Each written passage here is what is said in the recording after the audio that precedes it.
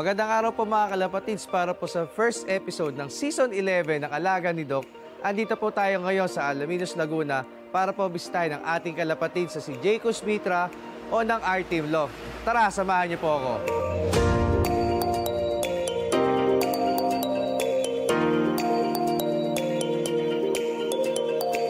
Good morning mga kalapatids. This is Jaycus Mitra of R-Team Game Law.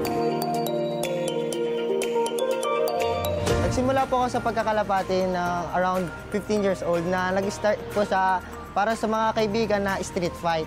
Then, after 1 year, nagkaroon po ako ng kaklase na magbibigay sa akin ng konting mga details about pigeon racing. Then, dun po ako nainganyo. Naging interesado ako sa the breeding. Kasi po yung breeding po, doon po mag-start ang foundation ng lahat. Kasi po, ang healthy flyer is nanggaling po siya sa healthy breeding. More on sprint race po ako sa mga pooling, mga fan race din. Ngayon lang pong North, ang naging achievement ko naman po is 3 times lap winner, leg champion ng young bird category. Ang nangyari lang po is bumigay yung ibon ng Tugiga raw, then hindi na po siya nag-umuwi sa akin. Kung bibisitahin po ako ni Doc AJ, ang tatanong ko po sa kanya o hingi po ako ng payo is the conditioning. Kung paano po ibabalik ang katawan ng ibon during the race at paano po maibalik sa pinaka gagamitin nila as a power on the race. Oh, Jaycus. Doc, magandang umaga po. Kamusta? Ayos lang naman po. Oh, kamusta yung mga ibon natin dito? Medyo nagkakaproblema po ako sa conditioning. Medyo nahihirapan po ako magbalik ng build. Ano po kayo magandang gawin doon? Mga pang ilang lap siya sabihin natin na nahihirapan ka na ibalik yung ibon? Nagsimula po siya ng 3rd lap. Then, nung 4th lap po, doon na po talaga. Nahihirapan. 4th lap, talagang nahihirapan na siya. Umuwi pa ba yung ibon? Hindi na nga po eh. Totally hindi na. Opo. So, kumbaga kinarga mo siya, yung katawan niya talagang... Opo. Kasi ang kasi alam naman natin yung kalapate habang lumali yung lipad, ibig sabihin talagang kumbaga pahirap na pahirap yan. Palayo po kasi nung So habang given naman na talaga may mga pagkakataon na yung ibon pag uwi, babagsak talaga yung katawan nila. Ngayon, before nung mga first stop, for example, part ng program nila is talaga nagka-carbo load pa rin sila. Okay? So kasama pa rin yung syempre carbohydrates kasi kailangan yan as source of energy. Although yung carbohydrates naman isusunugin ng ibon for the first 2 hours nung flight. So ngayon yung ibon kukuha na yan ng energy after ng 2 hours sa taba. Opo. Okay, so sa fats na. Ngayon, yung mga flyer mix naman natin kasi kumbaga yung nabibili natin sa mga poultry supply, yan na yung mix talaga na yan. So, paano ginagawa natin? Pwede tayo magdagdag ng additional na mais. Maliban sa mais, yung safflower. Safflower. Ang safflower kasi, maliban sa nagdadagdag tayo ng protein, mataas din yung fat content niyan. Okay? Actually, nakuha ko yan kay Boss Rayso noon bumisita ako sa kanya.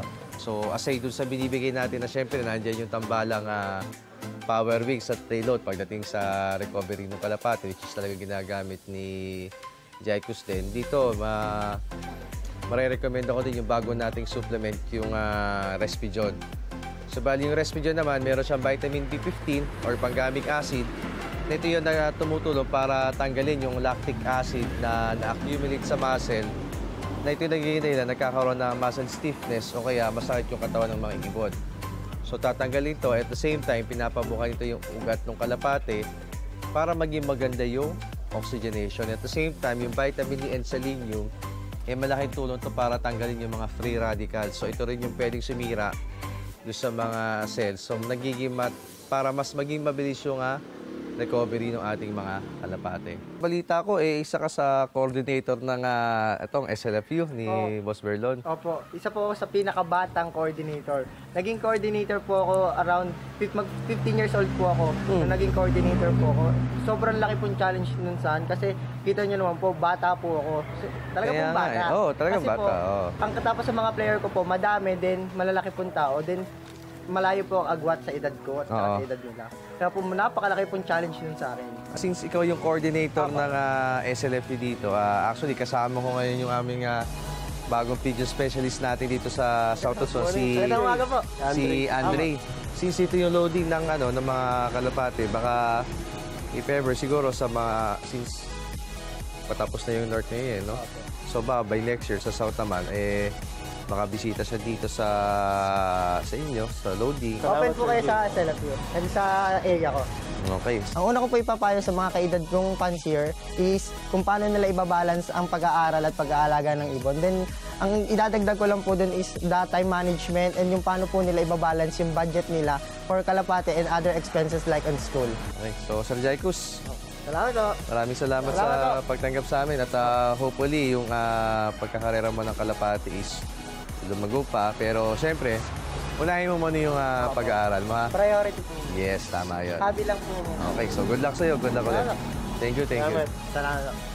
Yan po mga kalapatis, napalalaman po natin kung paano po nagagawa ni Jaycus na pagsabayin ang kanyang pagkakalapate, ang pagiging coordinator ng club, at syempre kung paano po niya pa-prioritize ang kanyang pag-aaral.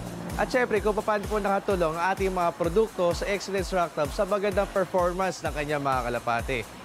Muli, ako po si Dong AJ Ferre ng Excellence Rock Club, your #1 pigeon specialist.